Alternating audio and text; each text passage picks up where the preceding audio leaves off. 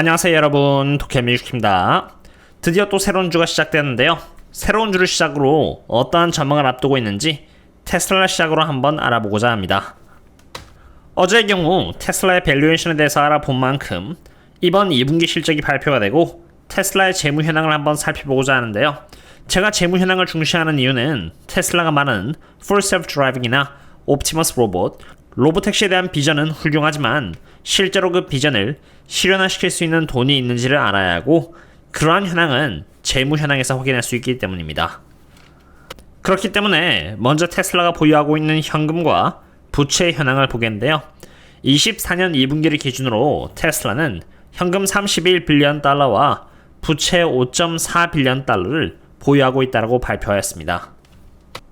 24년 1분기 현금은 27빌리언 달러였는데 약 4빌리언 달러 정도의 현금이 늘어났다는 것을 볼 수가 있고요. 부채의 경우는 여기 보시는 것처럼 2.74빌리언 달러를 보유하고 있었는데 2.6빌리언 달러 정도가 늘어서 5.34빌리언 달러가 된 것으로 부채보다 현금이 더 많이 늘었기 때문에 재무적으로 좋았다고 판단이 되고요. 이렇게 보시는 것처럼 현금의 비중 또한 계속 늘어나고 있기 때문에 테슬라가 말하는 Full Self Driving과 옵티머스 그리고 로보택시 또한 현실화시킬 수 있는 준비물은 갖춰져 있다고 판단이 됩니다. 물론 테슬라 자체적으로의 재무 현황만을 바라본다면 돈이 많은지 적은지 객관적으로 비교가 어렵기 때문에 돈을 쓸어 담기로 유명한 엔비디아와도 비교를 해볼 텐데요. 엔비디아의 경우는 가장 최근 실적 기준으로 현금이 이렇게 보시는 것처럼 대폭 늘었는데 31.4빌리언 달러로 테슬라와 비슷한 현금을 보유하고 있다는 것을 볼 수가 있고요. 그 반면 부채는 이렇게 8.46빌리언 달러로 테슬라보다 더 많은 부채를 갖고 있음을 볼 수 있습니다. 이로써 테슬라는 엔비디아의 재무 현황과 비교해봐도 손색이 없으며 갖고 있는 현금으로 부채를 다 갚을 정도인 만큼 현금이 많기 때문에 테슬라는 매우 여유가 많은 기업이라고 판단이 되며 Full Self Driving과 옵티머스 그리고 로보택시 또한 시간 문제이지 않을까 생각해 봅니다. 그럼 이제 기관들의 매수 현황을 보겠습니다. 우선 테슬라는 최근 실적 미스와 함께 주가가 하락하였는데요. 주가가 얼마까지 하락할지는 저도 모르지만 적어도 테슬라를 매집하는 기관들의 숫자는 여기 보시는 것처럼 조금씩 늘어나고 있는 것으로 확인이 되었습니다. 7월 21일 기준으로 테슬라를 매수한 기관들의 숫자는 1562개였다면 7월 28일 기준으로 1573개로 11개의 기관들이 테슬라를 매수한 것입니다. 제가 이 지표 또한 추적하면서 저희 멤버십분들께 공유를 드리는 이유는 어떤 기업이든 마찬가지겠지만 기관들의 매수세가 이렇게 꾸준히 늘어나면은 주가 또한 이렇게 함께 올라가고요. 기관들의 매수세가 이렇게 줄어들면은 주가 또한 이렇게 하락하는 상관관계를 갖고 있기 때문입니다.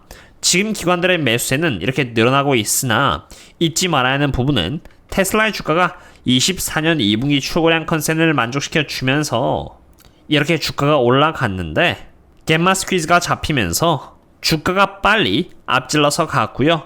로보택시가 8월에서 10월달로 미뤄졌고 실적 미스를 하면서 앞질러간 부분을 도로 뱉었다라는 것입니다. 이렇게 기관들이 매수하는 부분은 테슬라에게 있어서 좋은 부분이지만 이미 여기 이러한 부분의 상승이 여기 이렇게 반영이 되었다라고 저는 생각하고 있고요. 다음 주에도 기관들이 꾸준히 매집해 나가는 정황이 확인된다면은 제가 멤버십 분들께 먼저 말씀을 드릴 것이고 그럼 더 좋을 것 같습니다. 기관들이 매집해 나가는 것처럼 테슬라는 기업 자체에는 문제가 전혀 없다고 봅니다. 오히려 장기적으로 바라봤을 때 단점보다는 장점이 더 많은 기업이라고 생각이 되는데요. 항상 이러한 기업에게 있어서 어려운 점은 좋은 평단가 구축이라는 것입니다. 테슬라 같은 기업을 상으로 투자할 때는 올인이나 올아웃 이런 방식으로 투자하는 것은 정말 비추입니다. 감마 스퀴즈가 6월달에 갑자기 터졌던 것처럼 마켓 타이밍을 잡는 것은 정말 힘들고 무리이고요. 마켓 타이밍을 잡기 위해서 갖고 있는 포지션을 다 뺐다가 이때다 하면서 전부 다 넣는 방식은 정말 위험하고 저 또한 모르기 때문에 저에게 확인을 받는다고 한들 아무 의미가 없습니다. 제가 할 수 있는 것은 테슬라가 지금 이제 보여주고 있는 펀더멘탈을 있는 그대로 보여드리는 것이지 절대 이래라 저래라 하지 않으며 항상 판단은 자기가 스스로 자신의 상황에 맞춰서 하는 것입니다. 저의 경우는 7월 12일 저희 멤버십 분들께 제가 TSLR인 테슬라 2배 레버리지를 120%의 수익을 내고 팔았다고 말씀을 드렸는데요. TSL의 경우는 제가 투자하기로 한 목적이 애초 단타였고 2배 레버리지인 만큼 갬마 스퀴즈에 의해서 급하게 올랐다면은 갬마 스퀴즈가 풀렸을 때 급하게 떨어질 수 있다는 것을 제가 알고 있었기 때문에 로보택시의 이벤트가 미뤄지면서 갬마 스퀴즈가 풀리자 원칙에 따라서 팔았습니다.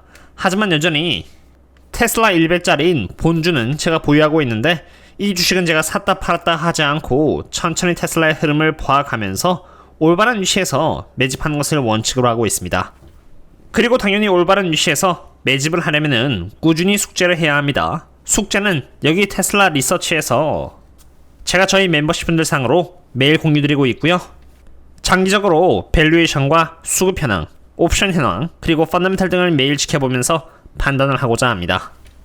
밸류에이션 관점에서 바라봤을 때 지금 테슬라는 24년 12월 기준으로 이렇게 24% 정도 고평가이긴 하나 25년 12월 기준으로는 2% 정도만 고평가이기 때문에 저는 $215 언더 영역에서 분할 매수를 할 계획이고요. $215 언더서부터는 옵션 현황과 차트 그리고 수급 현황을 참고해 가면서 제가 생각했을 때 안전마진이 높은 영역대에서 매집을 하면서 평단가를 또 만들어 나갈 계획을 하고 있습니다. 수급 현황의 경우는 테슬라가 아직 여기 위크닝에 있는 상태로 안전마진이 가장 높다고 할 수 있는 레깅에 정착하지 않았기 때문에 기다리고 있는 상태이고요.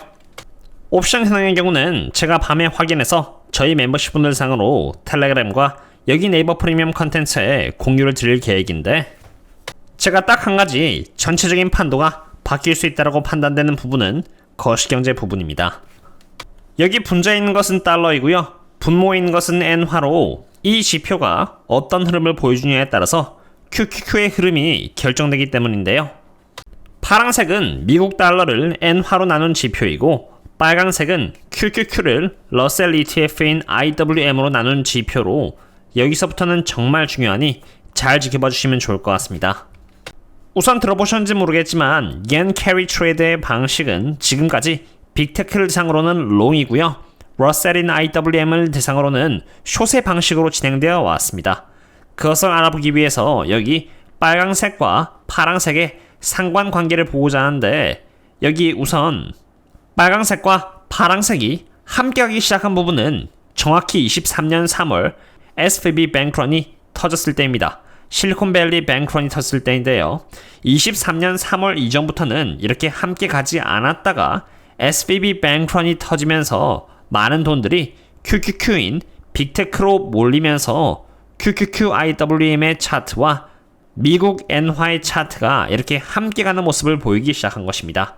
미국 엔화가 상승을 했던 이유는 일본이 제로금리 정책을 펼침으로써 엔화는 계속 약세가 됨에 따라서 분모의 위치에 있는 일본 엔화가 약해지자 여기 파란색의 지표는 분모가 떨어지니까 상승을 하게 된 것이고요. 제로금리에 따라서 무료로 엔화를 빌릴 수 있게 되면서 그 돈으로 빅테크에 투자를 하였기 때문에 분자에 있는 QQQ로 돈이 몰림에 따라서 여기 빨간 색깔 지표인 QQQ 나누기 IWM의 차트는 여기 파란색 차트인 미국 달러 나누기 일본 엔화와 함께 싱크로돼서 올라갈 수 있었던 것입니다. 다시 말해서 일본이 제로금리로 값싸게 엔화를 빌릴 수 있게 함으로써 엔화의 가치가 하락하자 미국 달러를 엔화로 나눈 지표는 당연히 아주 단순한 나눗셈의 공식에 따라서 상승을 했고요. 빌린 엔화를 투자자들은 러셀에 투자하지 않고 안정적인 빅테크가 위치해 있는 QQQ에 투자하였고요. QQQ는 분자에 있고 분자가 높아지면은 당연히 단순한 수학 곱셈 나눗셈의 원리에 따라서 QQQ를 IWM으로 나눈 이 빨간색 차트가 올라갔었던 것입니다. 이게 바로 옌 캐리 트레이드가 빅테크를 높였던 증거이자 이유이고요. 반대로 옌 캐리 트레이드가 풀려서 언와인드가 되면은 빅테크가 하방을 받을 수 있는 이유이기도 합니다. 저희 멤버십 분들 상으로는 여기 거시경제 부분에 제가 매우 자세히 설명을 드렸는데요. 그 부분의 일부를 또 공유드리자면은 연준이 금리를 인하할 확률은 9월 달에 111%로 시장은 금리 인하를 기대하고 있는 상태입니다. 금리 인하가 되면은 미국 달러를 일본 엔화로 나눈 차트는 하락하게 됩니다. 왜냐면은 금리를 인하하게 되니까 미국 달러의 힘이 약해지고 미국 달러의 힘이 약해지니까 분자에 있는 USD는 떨어지고 분자가 떨어지면은 수학적인 공식에 따라서 미국 달러를 일본 엔화로 나눈 차트는 하락하게 되는 것이죠. 그런데 여기서 추가로 일본 중앙은행인 BOJ의 경우는 이번 7월 31일 금리를 인상하고자 하고 있습니다. 일본에서 금리 인상을 하면요, 엔화의 가치가 상승을 하면서 미국 달러를 엔화로 나눈 지표에 있어서 엔화인 분모가 강해지면서 또 하락하게 됩니다. 옌 캐리 트레이드의 흐름에 따라서 QQQ가 지금까지 수혜를 입어온 만큼 조정을 받을 확률은 대단히 높아지는 것입니다. 물론 정확히 저도 언제 연준이 금리 인하를 할지 그리고 일본 연준이 언제 또 인상을 할지는 모르지만 확률은 높아지고 있으며 마켓 타이밍을 맞출 수는 없기에 숏은 절대 추천드리지 않고 있고요. 그저 시장을 지켜보고 있을 뿐입니다. 당연히 이러한 전망이 점점 가까우고 있기에 나스닥과 S&P 500에 있어서 고평가는 건드리지 않으려고 하고 있고요. 그저 저평가를 받고 있는 원유 섹터의 경우는 지수 3에서 4%도 안 되는 비중을 차지하고 있고 옌 캐리 트레이드의 수혜를 전혀 입지 않았으며 오히려 유가에 연동되어 있기 때문에 다른 나라의 이야기일 것입니다. 언제가 올지는 모르겠지만 이러한 전망이 점점 다가오고 있기에 어느 정도의 현금과 함께 계속 저평가 기업에 투자를 하면서 그저 지켜볼 뿐이겠습니다. 제가 투자하고 있는 저평가 기업들은 모두 텔레그램과 여기 네이버 프리미엄 컨텐츠에 공유를 드리고 있고요. 혹시라도 함께하고 싶다면 언제든지 고정 댓글을 통해서 조인하시면 되겠습니다. 오늘의 분석은 여기까지 다 됐고요. 그럼 다음에 또 만나요. See you later.